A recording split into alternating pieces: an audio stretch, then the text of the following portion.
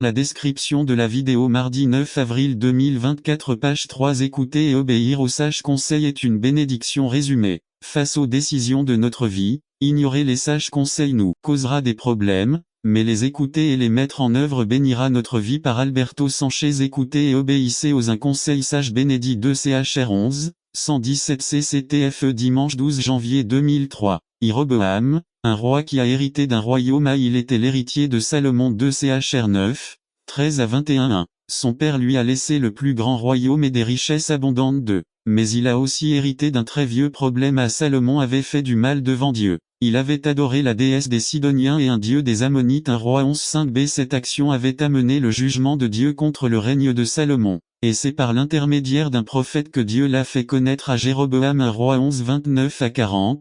Et peut-être à Jéroboam à Salomon. Gardons la parole du Seigneur pour construire, non pour contester, car si Jéroboam l'a dit à Salomon, c'est lui-même qui a donné envie au roi de le tuer, et c'est pourquoi il a dû fuir en Égypte.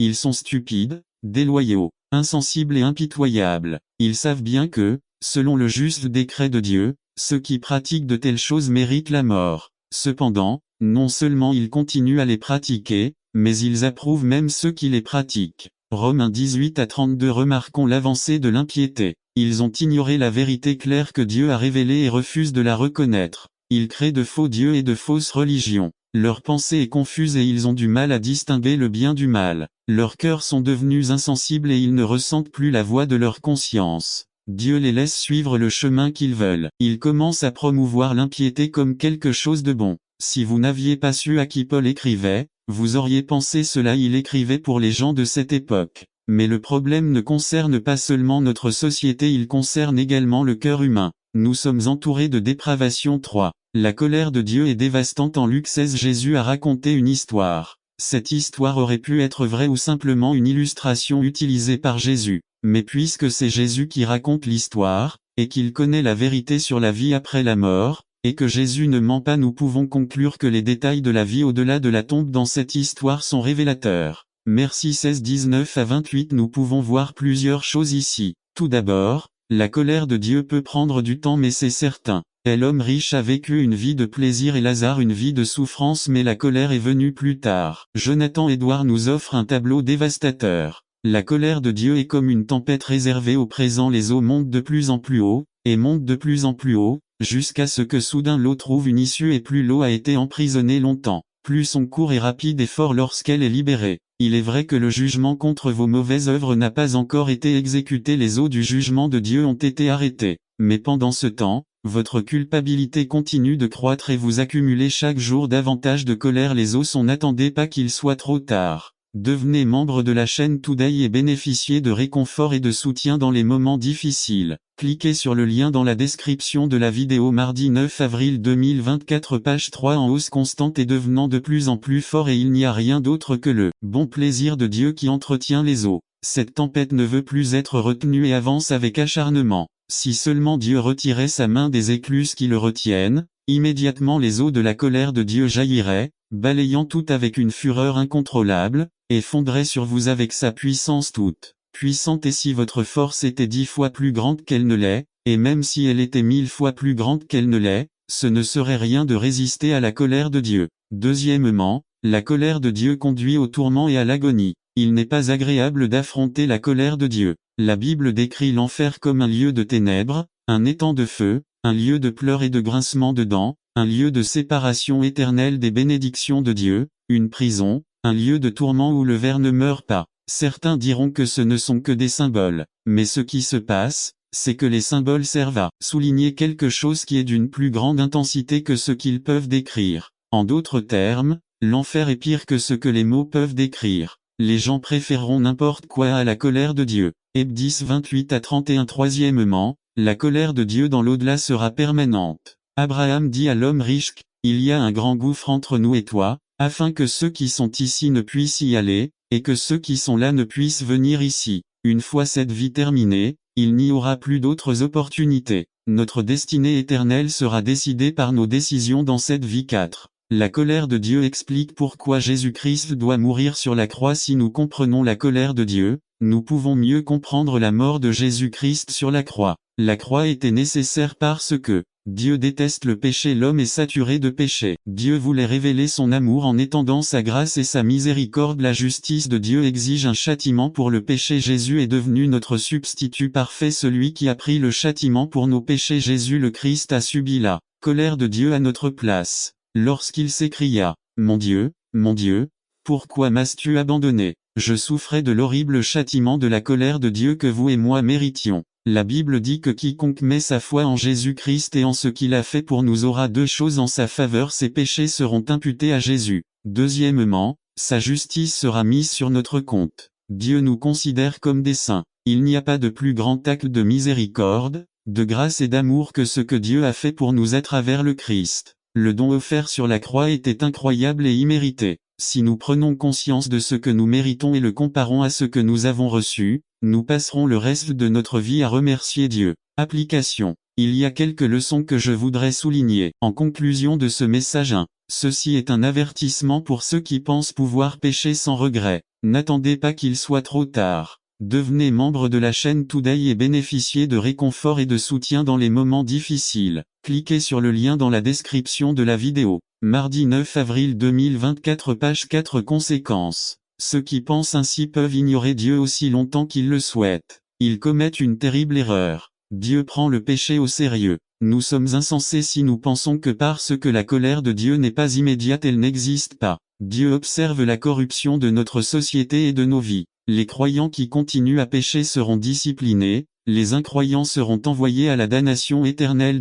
Le besoin le plus urgent est de se mettre d'accord avec Dieu pendant qu'il est encore temps. Jean-Baptiste a dit à son peuple de fuir la colère à venir. Il n'y a rien de plus important que d'être en règle avec Dieu. Et il y a deux raisons à cela. 1. Il n'y a rien de plus important que notre décision concernant la personne de Jésus-Christ. Vos décisions financières peuvent affecter votre niveau de confort, mais elles n'affectent pas votre éternité. Vos problèmes relationnels peuvent affecter votre bonheur actuel, mais pas votre destinée éternelle. Et également aux choses de cette vie. Quelques versets plus tard, il dit 23 « Car je suis coincé entre les deux choses, ayant le désir de m'en aller et d'être avec Christ, ce qui est bien mieux. 24 Mais il est plus nécessaire pour vous de rester dans la chair. » Philippiens 1, 23 à 24 LSG. En d'autres termes, je veux être avec le Seigneur, mais j'ai un travail à faire. 2. Avoir une spiritualité pratique. Ce que j'apprécie chez Paul, c'est sa spiritualité pratique. Paul aimait Jésus et il voulait vivre pour lui.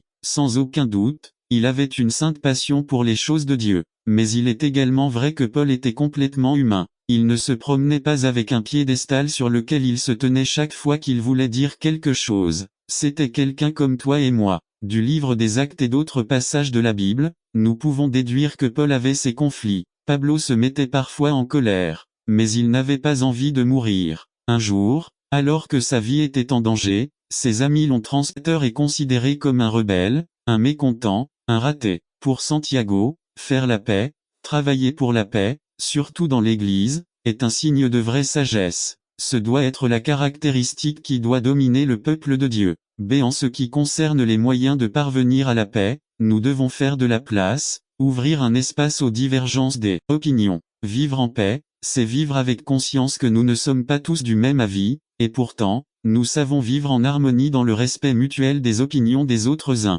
Savoir vivre ensemble malgré nos différences est l'expression maximale de la paix. Lorsque ceux qui sont en position d'autorité parviennent à supprimer les opinions des autres pour présenter un front commun, afin que tout apparaisse égaux, cela favorise la division et le manque de paix. 2. Faites la paix. C'est la vocation de tout chrétien. Quelle que soit notre opinion, nous devons rechercher la paix, essayer d'assurer des relations qui permettront de vivre en paix plutôt que dans le conflit. 3. No y estudiado la connotación de la palabra de Jésus, pero tengo el presentimiento que la palabra que el emitió en el sermón del monte sont bastante explícita y literal. Matthieu 5, 9-10, Bienaventurado los pacificador porque los serán llamados hijos de Dieu. 4. Enfants de Dieu, voulez-vous être parmi les enfants de Dieu? Lorsque des conflits surgissent, lorsque des divergences d'opinion apparaissent, pour l'amour de la paix, abandonnez votre opinion, abandonnez votre place. Et comme le dit saint Paul dans Romains 12-18, si cela est possible, Quoi que vous ayez en vous, soyez en paix avec tous les hommes. N'attendez pas qu'il soit trop tard. Devenez membre de la chaîne Today et bénéficiez de réconfort et de soutien dans les moments difficiles. Cliquez sur le lien dans la description de la vidéo. Mardi 9 avril 2024 page 4 Vraie et fausse sagesse. 2 résumé. Sagesse selon le monde versus sagesse divine par Carlos Camarena. Vraie et fausse sagesse. 2 textes. Jacques 3, 14 à 16 Lecture de la Bible. Philippiens 3, 17 à 21 par Carlos et Camarena. Introduction à qui est sage et compréhensif parmi vous. Jacques 3, 13. Telle est la question à laquelle Jacques a répondu dans notre dernière étude. 1. Pour Santiago, être sage, ce n'est pas se dévaloriser selon sa propre opinion. Le sage biblique est avant tout celui qui le démontre par sa bonne conduite et ses œuvres avec humiliation. 2. La personne sage n'est pas celle qui possède la vérité ou qui croit posséder la vérité ou la doctrine correcte orthodoxie, mais plutôt celle qui pratique ce qui est correct orthopraxie. B. Dans l'étude de ce soir, Jacques nous amène à analyser la fausse sagesse. Nous mettons sagesse entre guillemets, car si elle est fausse, cela ne peut pas être de la sagesse. 1. Je dois préciser que l'étude de ce soir est un cours et non une prédication. Je veux croire dans mon cœur qu'aucune de ce que James identifie comme une fausse sagesse ne s'applique à mon église, ici à Escondido, et j'espère que cela ne s'applique à aucune église chrétienne, ou que ce soit de Jacques 3, 14 à 16 peut être comparé aux aberrations que saint Paul attaque parmi les Corinthiens avec ses divisions et ses disputes, et qui tente également de donner une interprétation correcte de la sagesse chrétienne voire une compagnie. 1,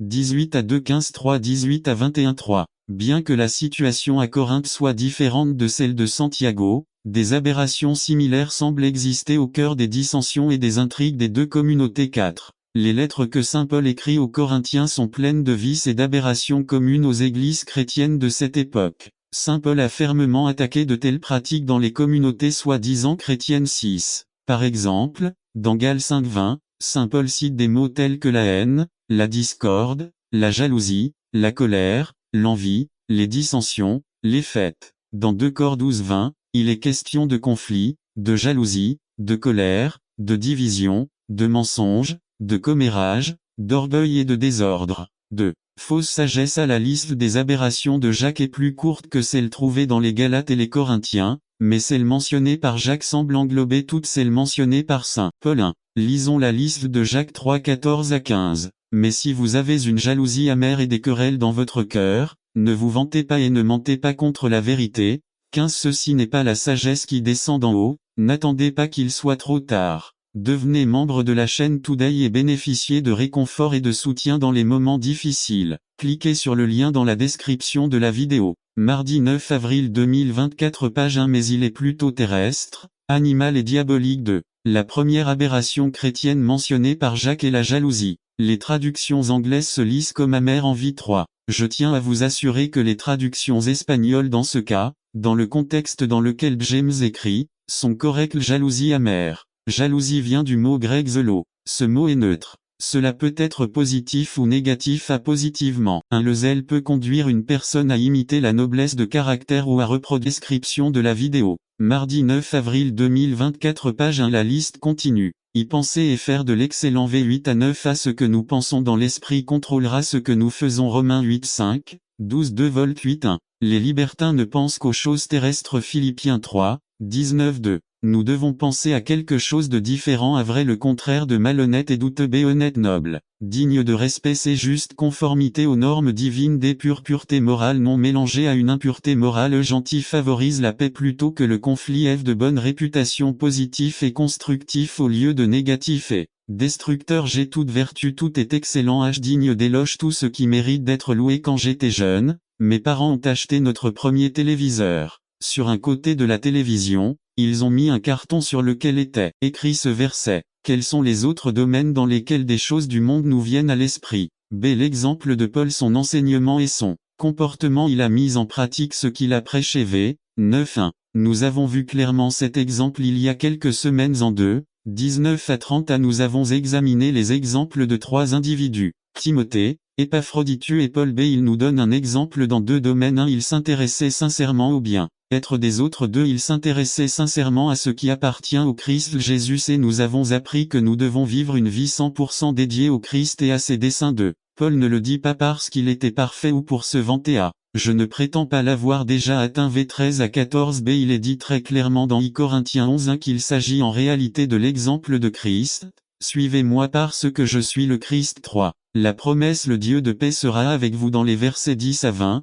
Paul remercie les frères philippiens pour leur offrande, mais il y a aussi deux leçons très importantes dans ces versets. N'attendez pas qu'il soit trop tard. Devenez membre de la chaîne Today et bénéficiez de réconfort et de soutien dans les moments difficiles. Cliquez sur le lien dans la description de la vidéo. Mardi 9 avril 2024 page 2.2. Apprendre le contentement v 10 à 13. Paul a appris à être content, quelle que soit la situation. B. La clé. Je peux tout par Christ qui me fortifie. 1. Les circonstances peuvent changer, mais Christ ne change jamais. Jésus-Christ est le même hier, aujourd'hui et éternellement. Hébreux 13, 8-2. Un exemple. Disons qu'il y a un petit bateau ancré dans un lac. L'ancre va au fond du lac, où elle est enfoncée et, grâce à son poids, stabilise le bateau. Maintenant, il se peut que le lac soit très calme, comme un miroir. Mais tout à coup, les choses peuvent changer, et une tempête frappe et provoque de grosses vagues et beaucoup de turbulences. Le fait que les circonstances en surface aient changé ne change rien au fait que l'ancre est toujours aussi solide dans les profondeurs. 3. Un passage. Luc 8, 22 à 25, 4.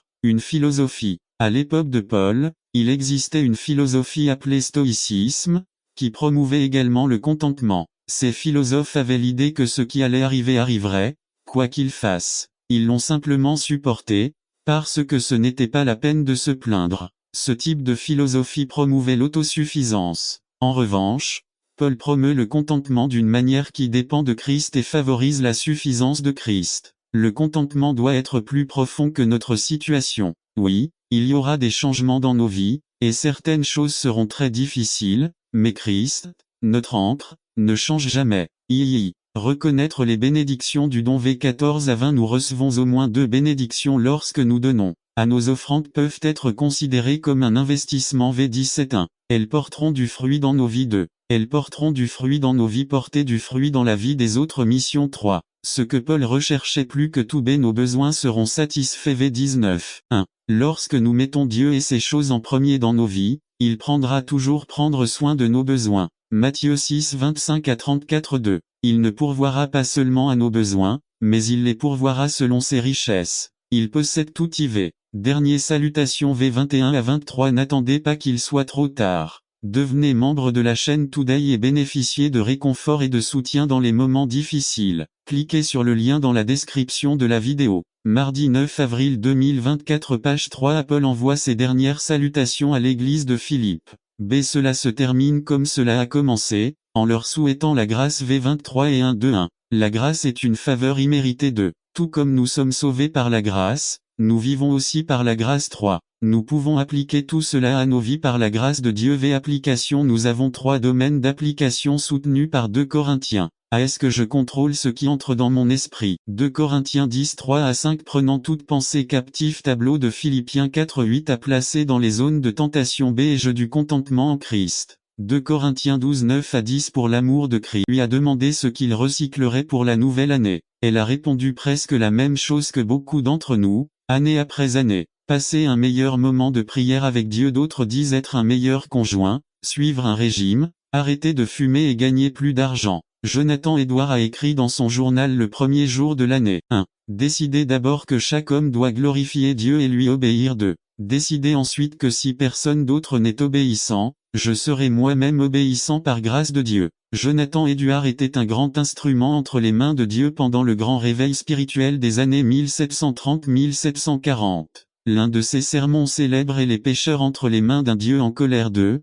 32-35. La justice de Dieu et la destruction des méchants. Rome. 3. 19. Le jugement final. Acte 17. 31. Quelles sont vos résolutions pour la nouvelle année? Proposons-nous d'aimer notre conjoint. F. 5. 21 à 33. À une fois la nouvelle année arrivée, nous faisons cette proposition, après 2 ou 3 mois, nous semblons oublier. Se pourrait-il que nous ayons besoin de vitamines pour garder notre mémoire en ordre? Lamé, dit Jacques, non, vous avez répondu à votre propre désir, à votre propre chair. Dieu les a prévenus dès le début. 5. Jacques prive ceux qui cèdent à la tentation de toute excuse pour vouloir blâmer quelqu'un. La faute en incombe à soi-même. La culpabilité d'avoir été attrapé, séduit et entraîné à tout avoir avec une décision personnelle 6. Tout comme personne n'est sauvé par la bonté d'autrui, mais par sa propre décision d'accepter Jésus. De même, personne n'est perdu à cause du mal d'autrui. C'est une affaire personnelle. B. Dans 1:15,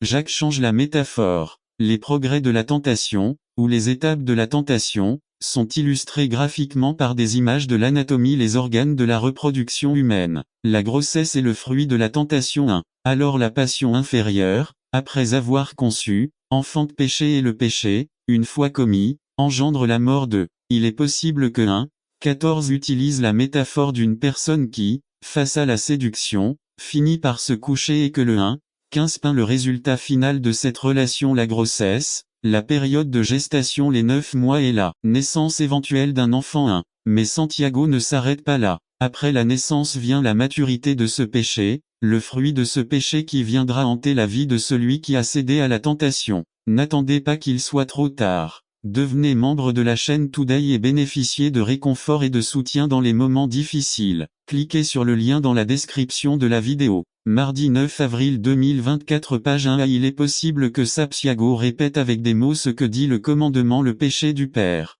atteint le fils ou est répété par le fils ou la fille. B. Il est possible que Jacques dise que lorsque le père ou la mère a cédé à la tentation, quelle qu'elle soit, un péché qui le conduit finalement à l'abandon de Dieu. La tentation n'a pas seulement donné naissance au péché lui-même, mais que ce péché engendre à nouveau ou tombe enceinte dans la génération suivante. C'est il est possible que Jacques dise qu'en cédant à la tentation et en acceptant le péché comme mode de vie, le péché ne peut qu'engendrer plus de péché, plus de souffrance et viendra vous hanter pour le reste de votre vie. 2. Santiago insiste sur le fait que ce cycle doit cesser. Ce n'est pas parce que mon père ou ma mère l'a fait que je dois le faire aussi. 3. Si vous êtes croyant, dit Jacques, le fruit de la tentation ou du péché doit cesser avec votre décision. 2. Surmonter la tentation. Le tableau que dresse Santiago est très sombre. Mais l'attention de Jacques n'est pas portée sur cette boîte noire, mais sur Dieu. Jacques veut préciser que Dieu ne doit être blâmé pour aucune de nos décisions. 1. Dieu n'initie pas ces tentations qui aboutissent à de dures épreuves.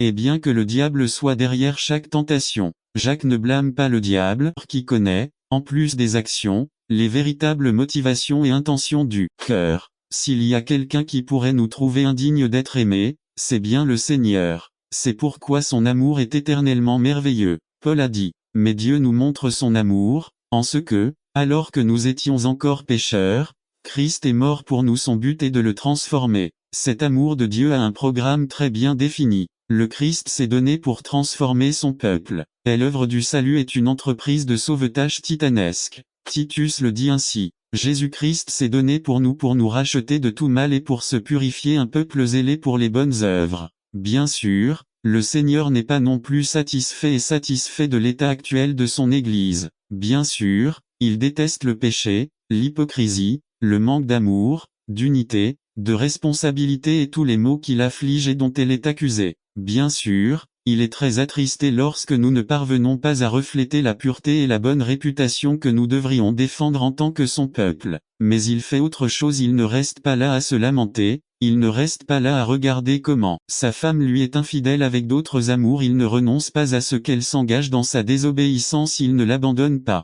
il ne divulgue pas ses péchés aux autres. Non, il utilise ses ressources pour la purifier. Il nous a donné toutes les armes pour lutter contre les désirs de notre propre chair. Il travaille dans la vie de ceux qui lui appartiennent, au milieu des difficultés et malgré les échecs et les revers. Il a mis son Saint-Esprit dans nos cœurs pour nous encourager, nous avertir, nous corriger, nous montrer le bon chemin et nous fortifier pour nous garder. N'attendez pas qu'il soit trop tard. Devenez membre de la chaîne Today et bénéficiez de réconfort et de soutien dans les moments difficiles. Cliquez sur le lien dans la description de la vidéo. Mardi 9 avril 2024, page 4. Lui. Mais son œuvre n'est pas encore terminée. Et c'est l'une des erreurs les plus graves que nous ayons commises. Oubliez que le Seigneur travaille, qu'il perfectionne son œuvre, qu'il la polit, qu'il la mène à son bel achèvement. Chaque jour, nous nous transformons à son image. Chaque jour, nous mourons au désir de notre ancienne nature. C'est une œuvre discrète, à peine reconnaissable chez certains d'entre nous,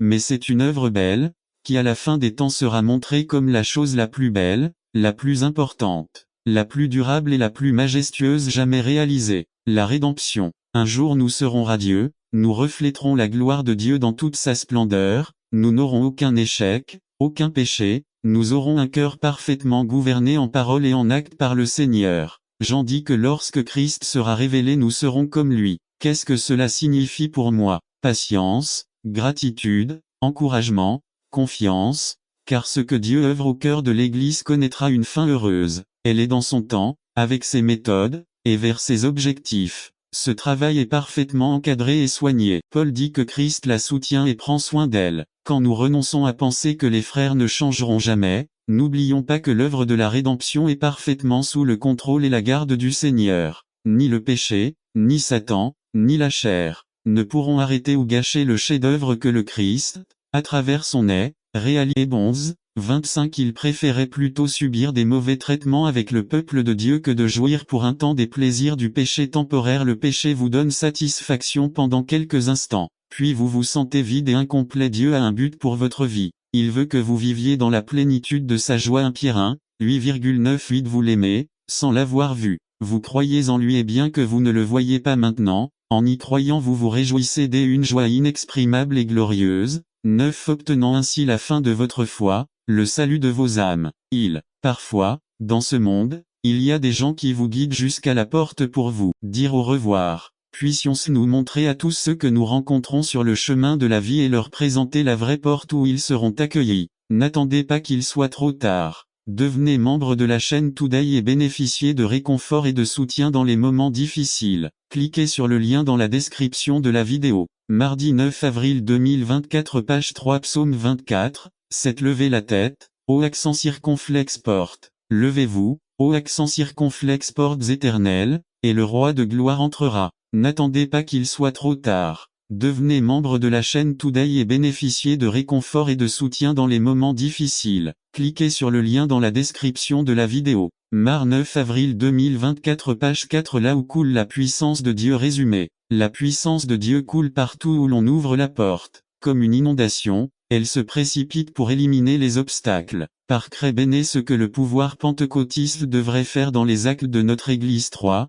1 à 10 Saint Pierre et Jean montèrent au temple au moment de la prière, la 9e heure et on amena un homme boiteux dès le ventre de sa mère. Chaque jour, il le déposait à la porte du temple appelé la Belle, pour demander l'aumône à ceux qui entraient dans le temple. 3 Lorsqu'il vit Pierre et Jean sur le point d'entrer dans le temple, il les supplia de recevoir l'aumône. 4 Alors Pierre et Jean le remarquèrent et lui dirent, Regarde-nous. 5 Il leur prêtait attention, car il espérait recevoir quelque chose de 6 Mais Pierre lui dit, Je n'ai ni argent ni or, mais ce que j'ai, je te le donne. Au nom de Jésus-Christ de Nazareth, levez-vous et marchez. 7 Il le prit par la main droite et le releva. Immédiatement, ses pieds et ses chevilles furent fortifiés. 8 Et il se leva d'un bond et se mit à marcher. Et il entra avec eux dans le temple, marchant, sautant et louant Dieu. 9 Tout le peuple le voyait marcher et louer Dieu. 10 Ils reconnurent que c'était celui-là même qui mendiait à la belle porte du temple. Et ils furent remplis d'étonnement et d'admiration de ce qui lui était arrivé. 2 Raisons pour lesquelles la puissance du Saint-Esprit a été donnée. 1